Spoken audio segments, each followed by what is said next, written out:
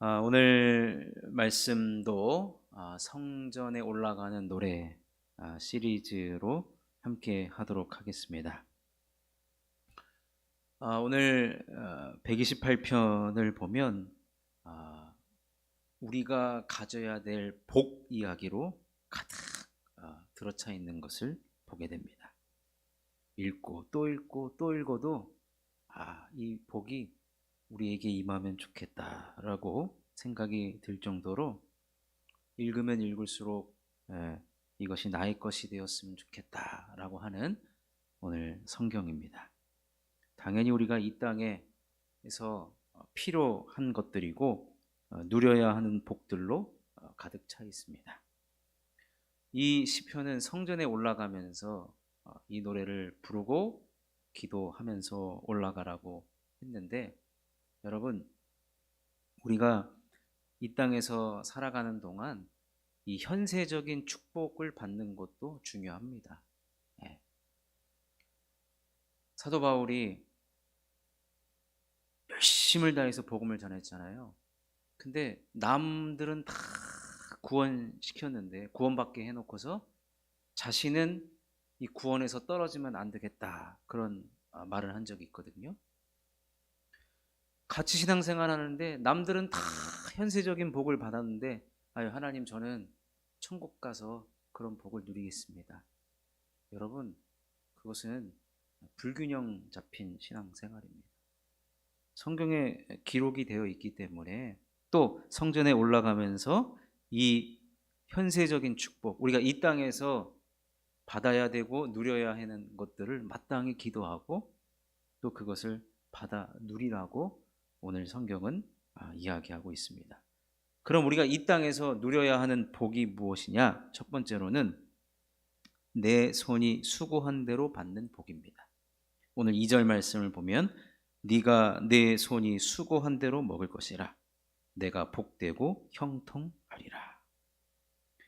여러분, 내가 수고한 대로, 수고한 만큼 받는 것도 복이라고 합니다. 내가 땀 흘린 만큼. 여러분, 근데 이게 이렇게 될 수 없는 세상에서 우리가 살고 있는 이유가 뭐냐면, 아담과 하와가 죄를 지은 이후에 이 땅에는 가시와 엉겅퀴가 나기 시작했습니다. 그 말은 씨앗을 10개를 뿌렸는데 10개가 그대로 나는 땅에서 우리가 더 이상 살지 못한다는 거예요. 그래서 내가 수고한 것만큼, 내가 뿌린 것만큼 인정받고 거둬들이는 정당한 대가를 받는 일은요, 하나님께서 간섭하지 않으면 절대로 일어날 수가 없는 일이다라는 겁니다. 하나님이 도와주셔야 하고 복 주시는 영역이 바로 내 손이 수고한 대로 먹는 복을 이야기하는 겁니다. 내가 열심히 일했는데 옆에 있는 사람이 더 많이 돈을 가져가요. 이건 말이 안 되는 거예요. 이 부분에서도 하나님, 이게 사실은 이제 내 손이 수고한 대로 받는 복은 우리가 일터에서 받는 복을 이야기합니다. 생업에서의 받는 복, 정당한 대우를 받고 일한 만큼의 대우를 받는 그러한 것이 내 노력으로 절대로 되는 것이 아니라 하나님께서 복을 주셔야 가능한 것이다 라는 겁니다. 두 번째로는 가정과 자녀의 축복입니다. 3절 말씀 보면 내 집 안방에 있는 내 아내는 결실한 포도나무 같으며 내 식탁에 둘러앉은 자식들은 어린 감람나무 같으리로다.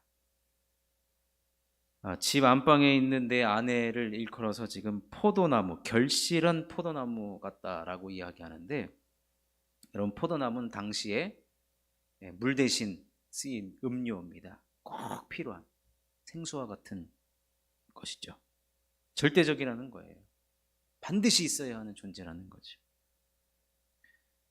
그리고 이 감람나무라는 것은 지금으로 이제 우리가 얘기하면 이제 올리브 나무인데, 올리브는 지금도 다양하게 쓰이는데 버릴 것이 없는 나무죠.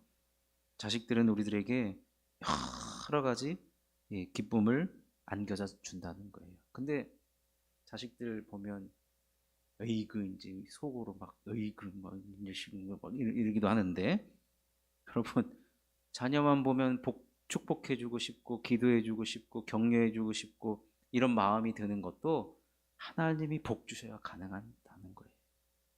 그러니까 우리 가정이 지금 안방에 누가 있습니까? 아내도 있고 자녀들도 있어요. 이러한 평안한 모습, 가정의 이러한 평안함도 누가 주시는 복이냐? 우리 하나님 주시는 복이라는 거예요. 우리가 가정을 열심히 꾸려나가는 목표를 우리가 다 갖습니다만, 요즘 뭐 다 바쁘게들 살죠. 그래서 자녀 이렇게 얼굴 보기가 사실 쉽지가 않고, 출가하면 더더욱 그런데, 우리가 가정에 대해서 여러 가지 계획을 세운다 하지만 하나님께서 복 주시지 않으면요, 절대로 우리 가정의 평안함도, 또 우리 가정의 이러한 좋은 일들도 나타나지 않는다라는 겁니다. 그래서 우리가 반드시 복을 달라고 구해야 하는 부분이라는 것입니다. 마지막 세 번째로는 하나님 나라의 번영, 즉 우리가 부흥을 경험하는 복도 우리는 구해야 됩니다. 세 번째 축복은 예루살렘과 이스라엘에 대한 축복이 성경에 나오는데, 5절과 6절에 여호와께서 시온에서 내게 복을 주실지어다. 너는 평생에 예루살렘의 번영을 보며 내 자식의 자식을 볼지어다.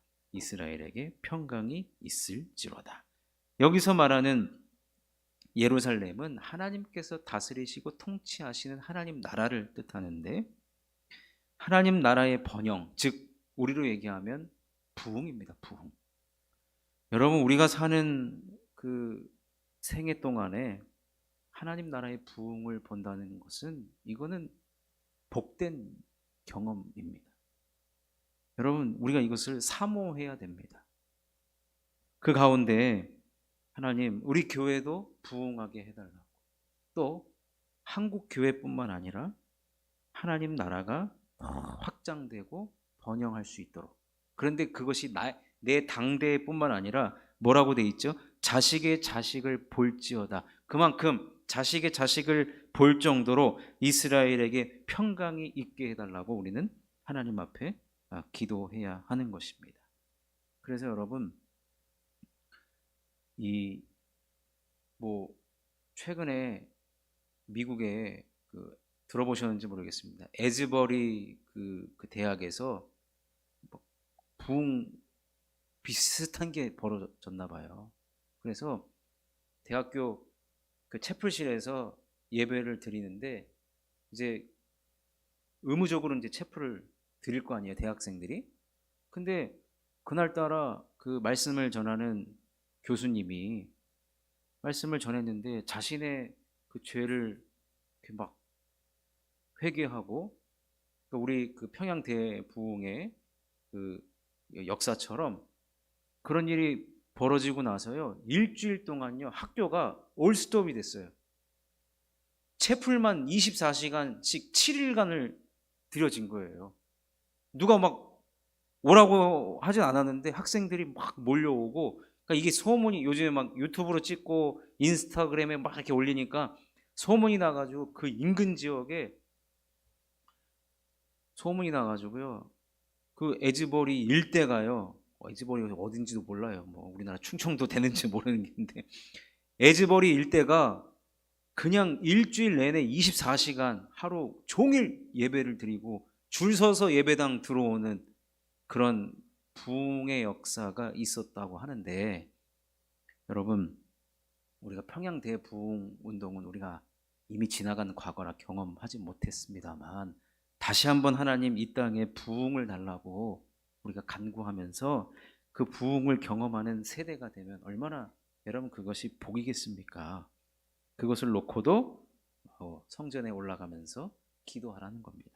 그런데 오늘 말씀드린 대로 우리 일터에서의 복과 가정과 자녀의 복과 또 하나님 나라가 부흥하는 이 복을 어떤 사람이 기도할 수 있고, 또 어떤 사람이 그 복을 소유하고 쟁취할 수 있느냐 하면, 오늘 1절 말씀에 그 답이 나옵니다. 여호와를 경외하며 그의 길을 걷는 자마다 복이 있도다. 하나님을 경외하는 거예요. 하나님을 두려워하고 하나님을 주인으로 모시고 하나님을 내 인생의 주권자로 모시는 그의 삶, 그리고 그의 길을 걷는 자. 여러분, 이 세상에 수많은 길이 있습니다. 지난번에 우리 허장로님 가족 결혼식 할 때 봉고차 타고 간, 교회에서 타고 간 멤버들은 그 고속도로 전용 타러 가니까 1시간이나 세이브 돼가지고 우리 목사님보다 일찍 도착하고, 뭐 어느 쪽 길로 왔다 저쪽 길로 왔다, 도착지는 똑같은데 여러 길이 있잖아요. 우리의 삶도 마찬가지예요. 여기 앉아 계신 우리 권사님들, 우리 안수 집사님들 물어보면 인생에 어떻게 삶을 살아오셨습니까? 보면 살아왔던 길이 다 달라요. 근데 여러분, 어떤 길을 걷는 자가 복이 있냐면, 그리고 여기서 말하는 가정의 축복과 자녀의 축복과 하나님 나라의 부흥과 또 일터의 축복을 누가 받느냐? 주님의 길을 걸어가는 거예요. 주님의 길. 하나님을 기뻐하는 길이요, 예배하는 길이요, 주님을 사랑하는 길이요, 순종하는 길이요, 오직 그 길, 진리의 길, 그 길을 걸어가는 자. 근데 그 길은요, 아시다시피 좁은 길이고 협착하여서 누구도 찾지 않는 길이래요.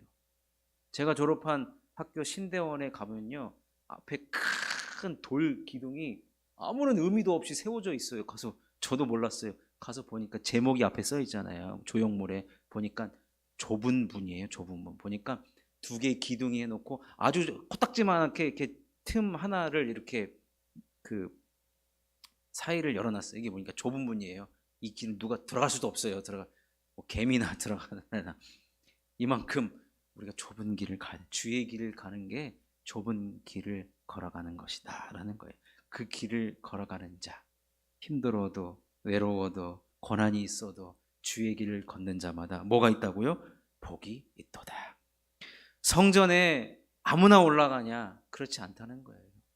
하나님을 경외하는 자, 하나님을 하나님으로 볼 수 있는 자, 하나님이 어떤 자인지를 알고, 하나님은 만복의 근원이셔서 이 복을 다 가지고 계시고 이 복을 누구에게 주기를 원하느냐?